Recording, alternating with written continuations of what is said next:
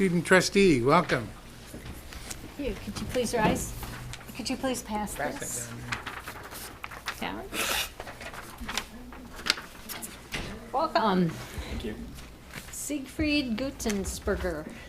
Will you please stand and raise your right hand and repeat the student trustee oath of office? And it's right there for you. Okay.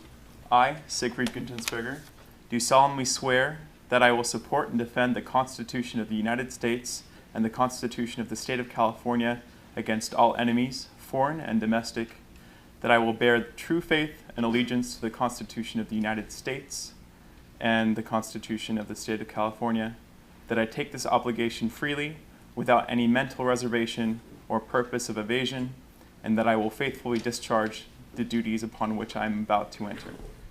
I now declare you officially a student member of the Yosemite Community College District Board of Trustees.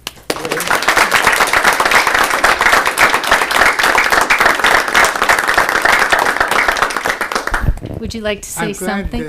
That name tag was long enough. Squeezed it in there. Would you like to address the board? Sure, yes. So, as you might see from the name tag, if you can't read it, my name is Siegfried Guntensberger. I am a computer science student here, and I'm pursuing a career in not just computer science, but information technology. I was recommended for this position by both Megan Lee and Brian Justin Marks. It is new to me, but I'm very excited to see what it can bring. And as an added bonus, I think it's appropriate to say that I will most likely be taking both classes here on MJC's campus and at Columbia for the coming semester, which might be appropriate for the position as well. So I'm very happy that you all have me. Thank you. Thank you. Welcome. Welcome. Okay, our next item is 3.4, approval of the minutes of July 13th, 2016 of the regular Board of Trustees meeting.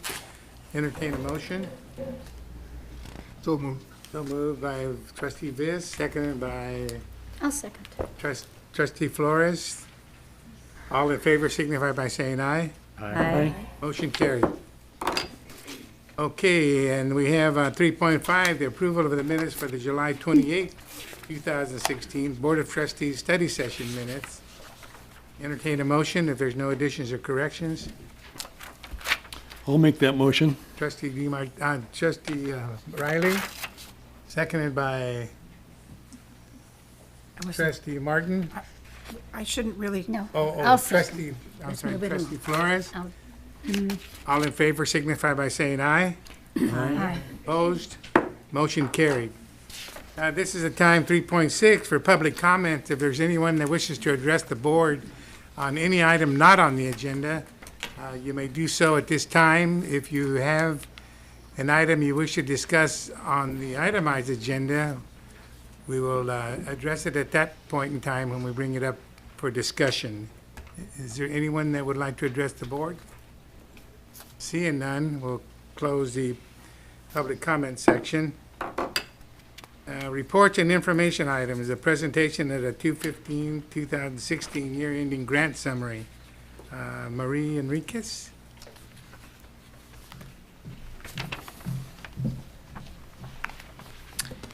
Good evening, Trustee Rojas and members of the board. First of all, I'd like to say that I really like our new banner, and it's pretty cool. This year, as in the past few years, we've seen upward growth in our grants. So we've seen significant increase in funding. And if you look at your board package, you'll see that on page 4,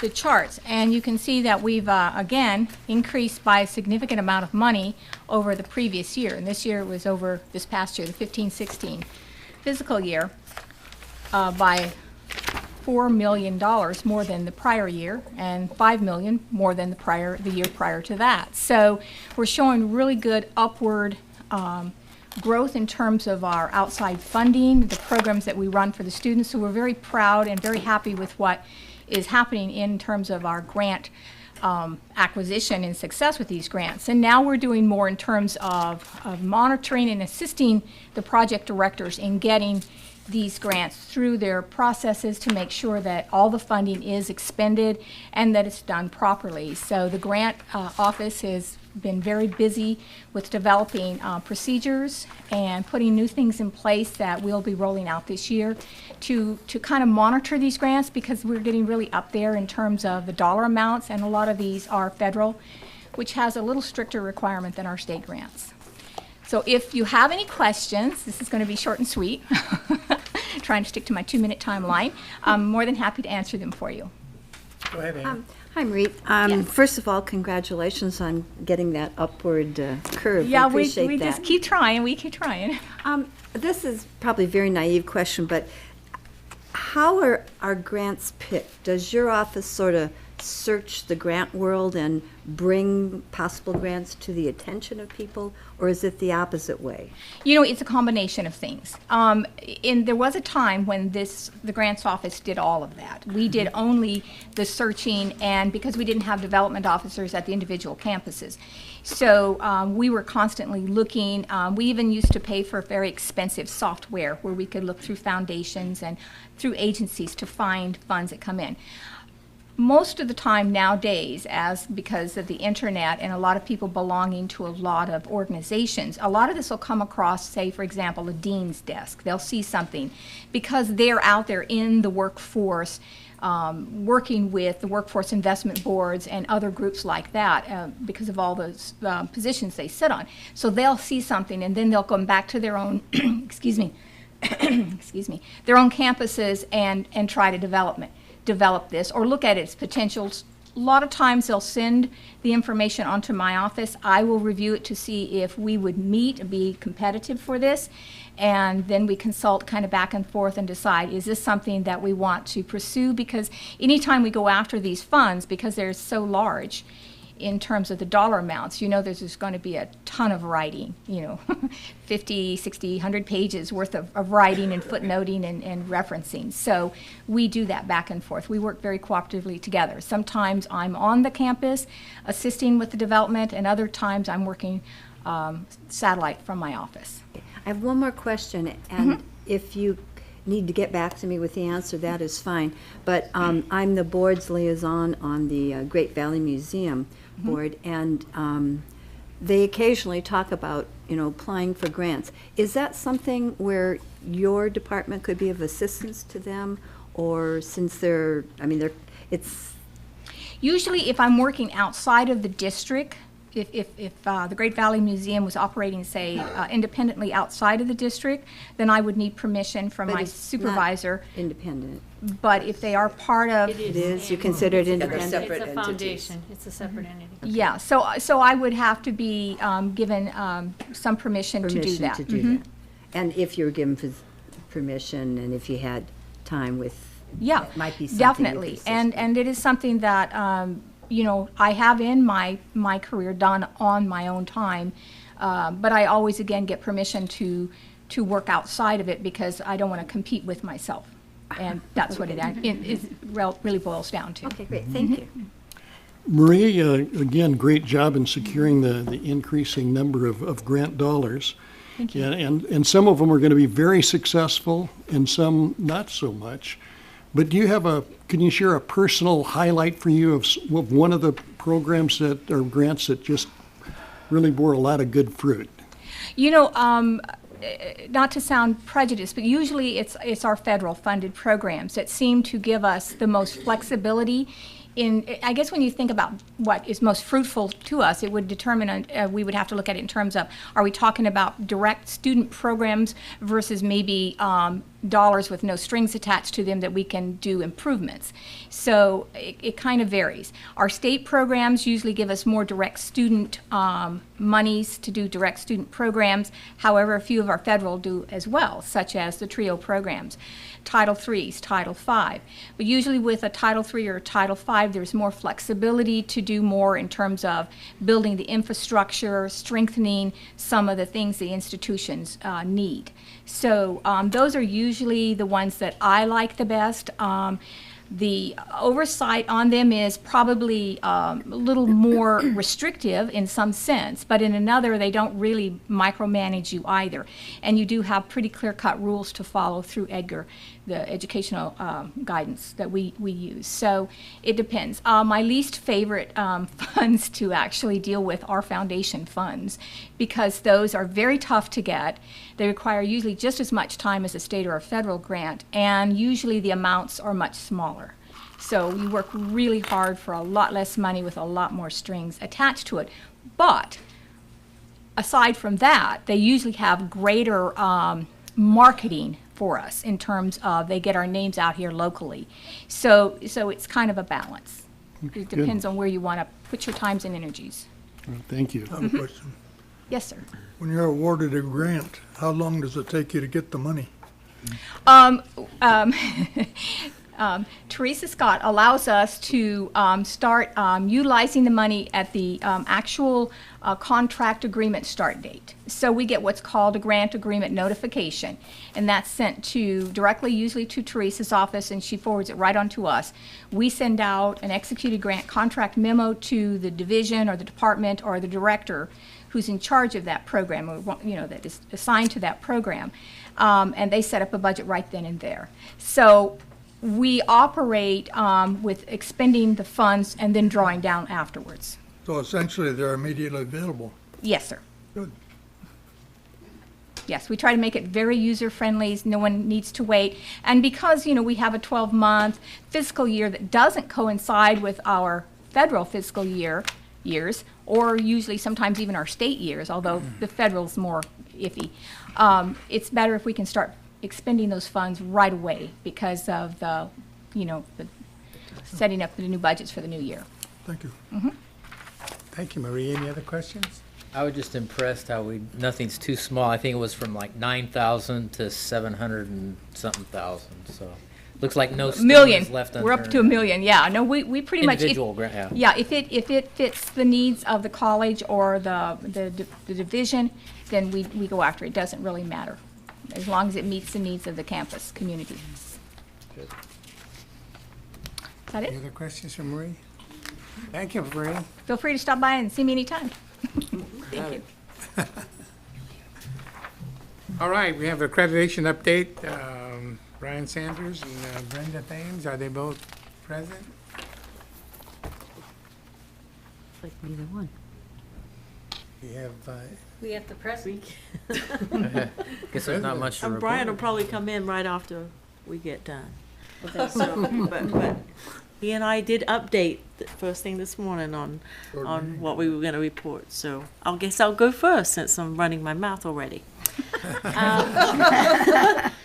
The work over the summer has continued. The pace has slowed because not everybody's been around. But what we've focused on is the planning of for some process changes that we're going to implement to strengthen what we're doing with program review and student learning outcomes. And so in the fall, our in-service and flex days will be focused on accreditation and student learning outcomes, and also finalizing the transition to the new tool that we're using for data collection and analysis, and that's eLumen. So the work continues, and August 24th is when Nate, Reen, and Brian are ready to kick it off all over again for the fall with the faculty. So very similarly, lots of planning and writing going on this summer, and editing and evidence collection. And what's really been exciting is that, as technology advances, so does our record keeping and the availability of the evidence. And so it's really nice that that is an easier piece than it used to be when it comes to accreditation. So that is fabulous. well, it sounds like we're moving right along. Any questions for either of the two presidents? Well, I'm going to be leaving office at the end of November, so I'm getting a little nostalgic. But what I remember 8 years ago was accreditation was a big problem. There was a nervousness about it that permeated the entire district. But Jill, since you've been here longer than Angie, is there any one thing that you could say, looking back at the improvements we've made, that really strikes you to share with the board, to say, boy, this is something that was really important and this has moved us forward? I really think it's across the board aligning our practices with the standards. And so everything from tracking of evaluations in the Central Services Human Resources Office to ensuring that we have a participatory governance structure that facilitates the decision-making processes on campus. So it's hard to say that there's a single thing. Certainly lots and lots of heavy lifting around the use of outcomes and assessment to assess student learning and have those conversations around outcomes to drive changes to curriculum and to changes to instructional methodology has been big as well. Seems like the whole culture has changed around accreditation. It seems like we're all working together, from the exterior anyway. It appears that we're all working together towards a common goal. So. Okay, we have no further questions for you, the President. We'll move on to the constituency report, Student Senate Activity Report. Do you have anybody here for, are you reporting for Columbia College? Do you have any information? I've got the report from Aaron. Oh, okay. He did let me know that he was going to miss tonight. He's on his way to Pomona. So he said, "Hello, YCCD Board of Trustees. It's with my best regards that I hope you have a productive meeting. I'm sure that you will welcome the new student trustee as you welcomed me. I apologize for missing the last meeting. This time I'll be headed down to Pomona to attend the UCSA conference as a special guest. I'm currently the ASCC president and the vice president of communications for the Student Senate of the California Community Colleges. ASCC looks to be off to a good start. We will be going to Baker Station next weekend for our training. We're also restocking the food bank as the semester is about to kick off to help continue to serve our students and the community. Sincerely, Aaron Bass." Thank you for that report. MJC? No report. Okay, we'll move on to the Yosemite Faculty Association, YFA. Thanks.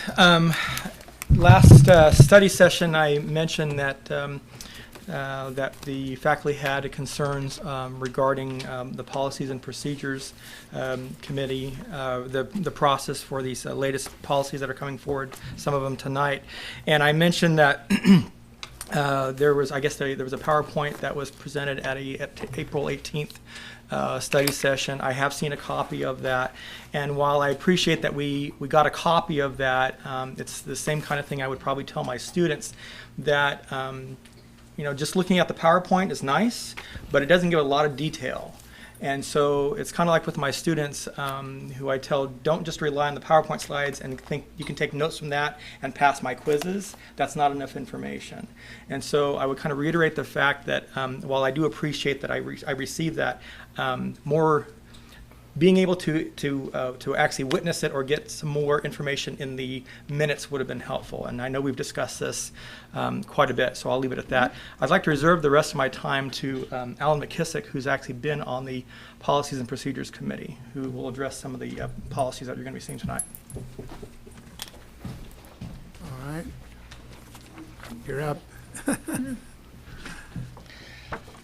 Good afternoon.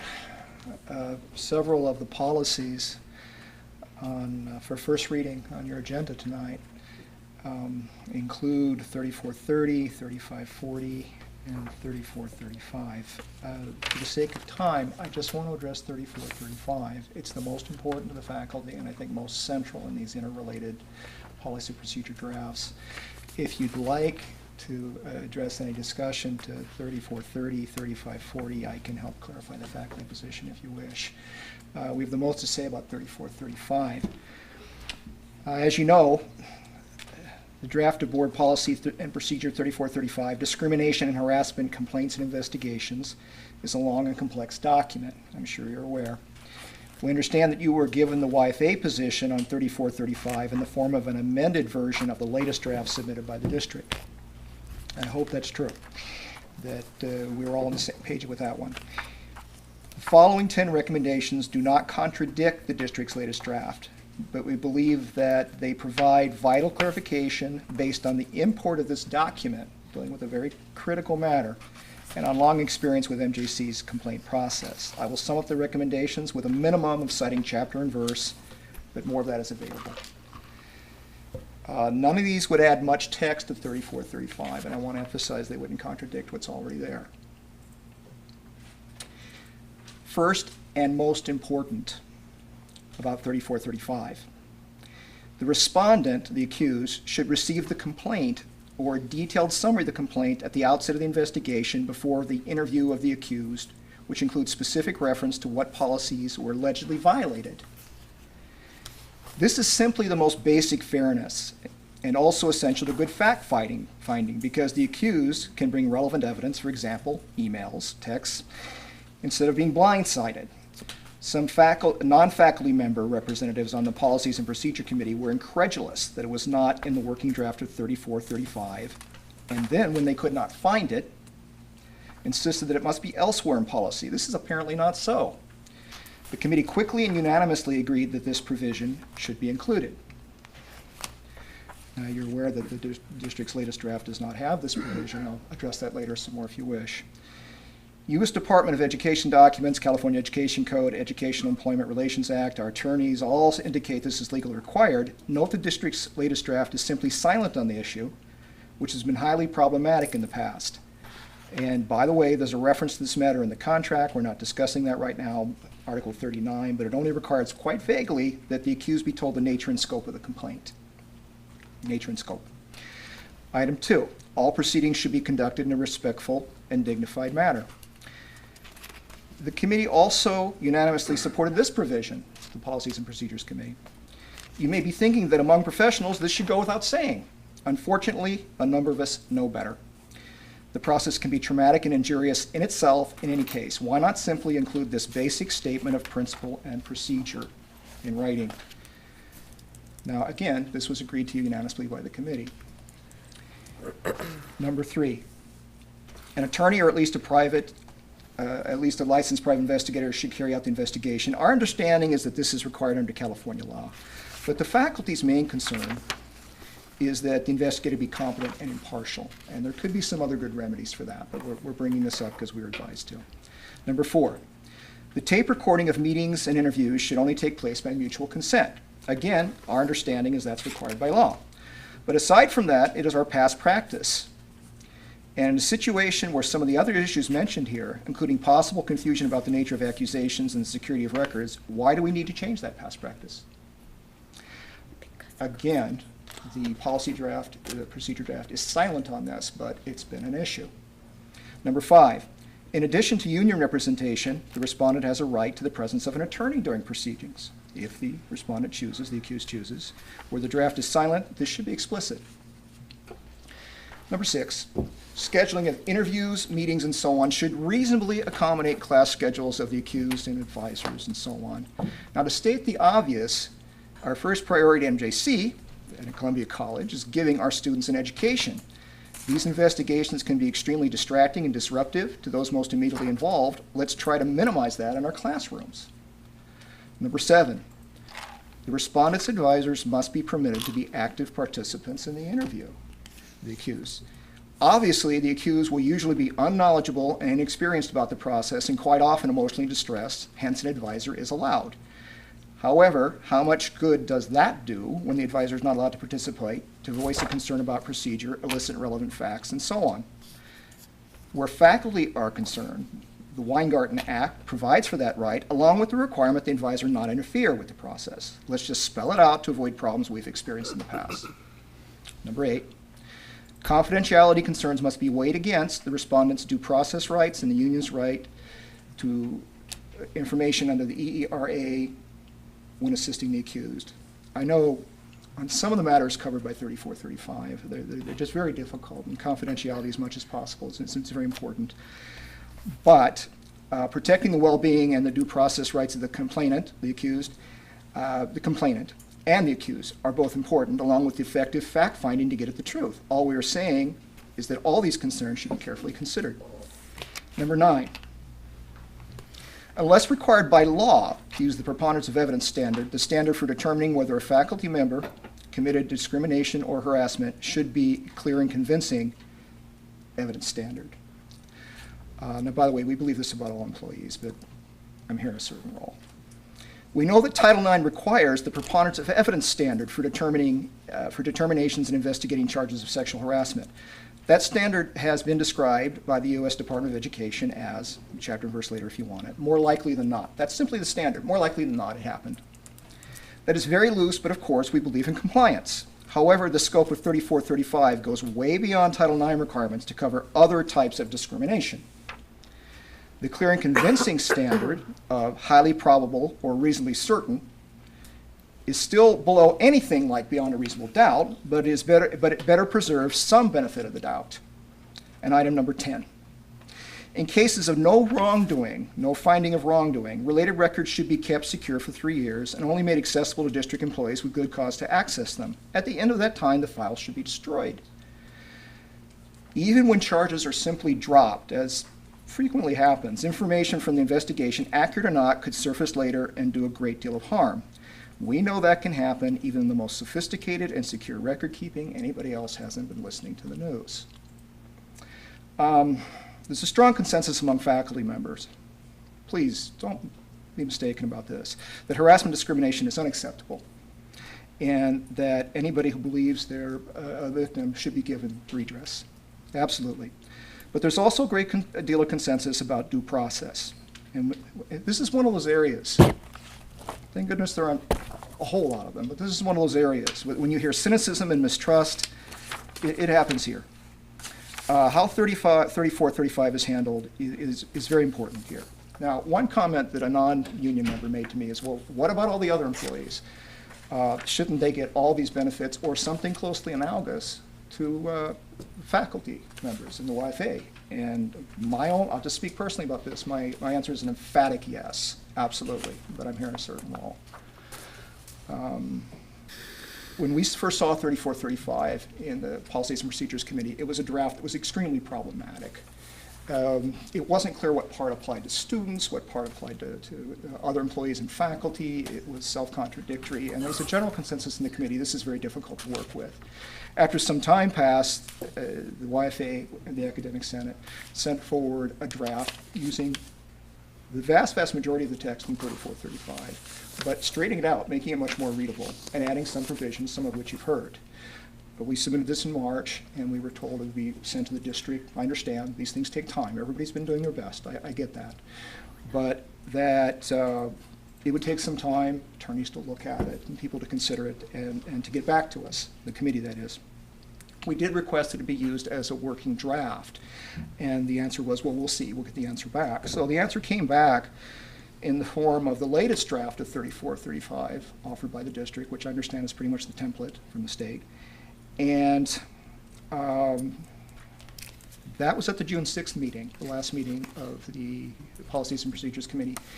And we were told substantive is the word, changes wouldn't be allowed. And that was the will of the board. We were confused by this, but the process is not done. Here we are discussing it for first reading.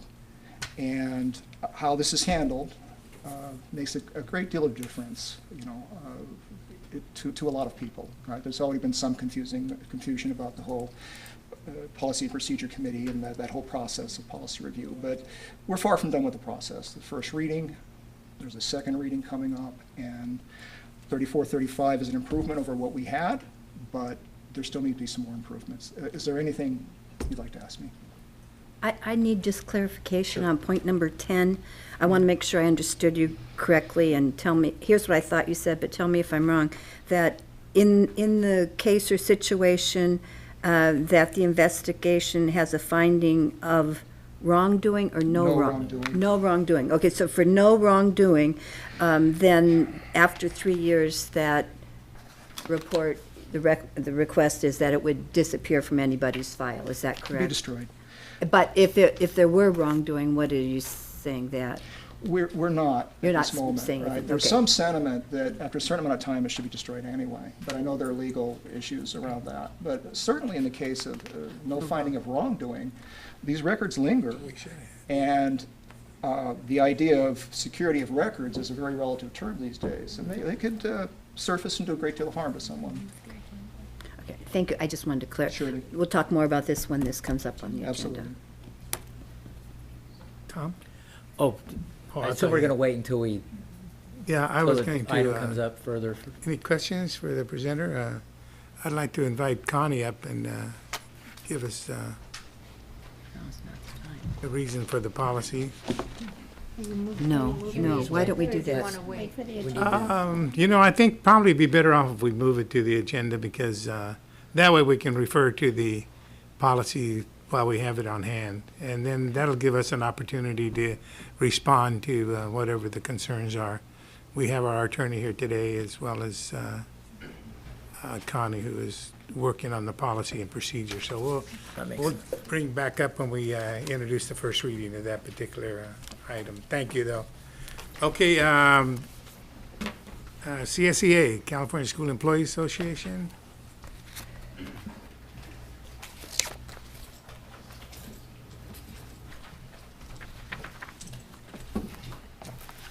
Good evening, Board. Thank you for this opportunity to speak to you. I'm on a mission to help raise morale on campus, and so today is Wonderful Wednesday, and you are wonderful. That's the message I'm spreading throughout the campuses in hopes of providing a smile on the face of a fellow classified staff member. Yesterday, CSEA negotiation team reached a tentative agreement with the district. Negotiations was very productive, and I thank Gina for her understanding and proactive attention to some of our concerns. Last week, I attended the annual CSEA conference in San Jose. It was a packed week with lots of information. On Monday before the opening ceremonies, our delegates, Julie Hughes, Wendy Hesse, Bill Watts, Cirillo Torres, and myself, attended the Community College Forum. We received awesome information from the California Community College Professional Learning Network on a new professional development program for community college staff where we may participate in online training programs.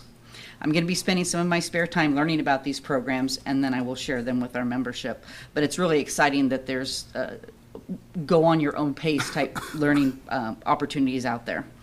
On Wednesday, the CSEA Education Committee provided education days, which offers many different breakout sessions with great information.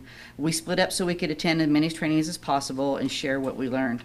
The trainings including CalPERS from hire to retire, stress reduction in the classified workplace, how the 2016 elections will impact the next generation and beyond, develop your inner leader, coaching and mentoring, gunfire in the hallway, and many more. Lots of great information. We also listened to guest speakers who included Lieutenant Governor Gavin Newsom, who spoke on education inequality. And I found this very interesting because he spoke on issues that we here at MJC are addressing. We also heard from former Superintendent of Public Instruction Delane Easton, Central School District Superintendent Norman Martinez, and Burbank Unified School District Board Member Stephen Ferguson. Stephen Ferguson shared his story as coming up through public education and highlighted the difference a classified employee makes on individual students. He's quoted as saying, "You are the people that saved me from a very dark time in my life, and you are the people who inspired me to work to improve the lives of others. Although you may not be seen on a daily basis, and there are people that see right through you, I see you because you saw me." So that's the impact that you can have on one person. And I think that's what we're trying to look at to see how we can improve the lives of our students. So we completed the association business and acknowledged outstanding classified staff from throughout the state. It's always a great conference, and I return to work energized and ready to go. On campus, many of our services are in temporary locations, so we're having to learn where to send students to. But all in all, we're gearing up for classes, and we're ready to start serving students as soon as they arrive. Time and place tomorrow morning? In the Ag Patio, 7:30 a.m. Thank you. Thank Any you. other questions? Any other questions? Thank you very much. Faculty representative of the board, Michelle, I have no report tonight. thank you. Academic Senate, That's me. Good evening, members of the board. I thought I had nothing to say. After all, summer's been, summer's been long, and but the more I sat here, the more I realized that I wanted to tell you a little bit about what awaits us this year. It's going to be a very, very, very busy year. And we get up here and we talk about these things, but as accreditation approaches, it is imperative that we focus our energies on the Educational Master Plan, which is one of the things we're working very hard at, on program review, which we still have some work to do, on assessment. We're also working on our campus based on the feedback and our experience with engaging all voices, on looking at it and making recommendations for a revision. We also very interested in finalizing. I've already presented sort of a draft, not a draft, but I've presented a draft to the president on program viability and discontinuance, which is part of our board policy, but we have no procedure for it. So it is important that we put procedures attached to those policies. And of course, the myriad and the number, I'm not going to list, read you the list of all the initiatives that we have around student success, equity and success, that we need to implement. I'm going to call it this the year of implementation. It's already almost the third year that we're working on this.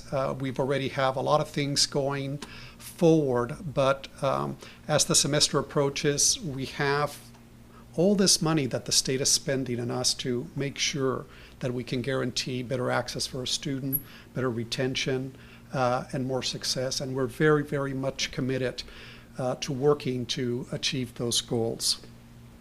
The semester is also going to start with a bang. I mean, a real bang. This is the second year in which we have a Great Teachers Retreat. And it is unlike last year's Great Teachers Retreat because it's a district-wide Teachers Retreat. It incorporates Columbia. And we're very, very, very excited to have our colleagues from Columbia come with us because there's a lot of issues that from the student perspective, they don't understand whether there's a Columbia or MJC. For them, it's just classes that they need or programs that they need to complete. To see how we can bridge some of the their experiences to make it more seamless from their perspective. And some of these issues, for example, our course numbering systems are different. The requirements for some courses and programs are different, even though they get the same certificate at the end. From the student experience, it's probably confusing to say the least. The retreat is, last year was powerful, and I told you that. This year promises to be as powerful. We have almost 150, something, I think at last count, we had 145 people going to the retreat. And the speakers and work groups and activities that we plan are very much geared towards that implementation of all these initiatives that we have. We have people like John Gardner, who is the absolute guru on first-time experience, a first-year experience. We have Darla Cooper from the RP group. We have discussions on guided pathways, which promises to be one of the most transformative experience for students in getting them through the system with in a what I would consider a much quicker way than traditionally they have gone through.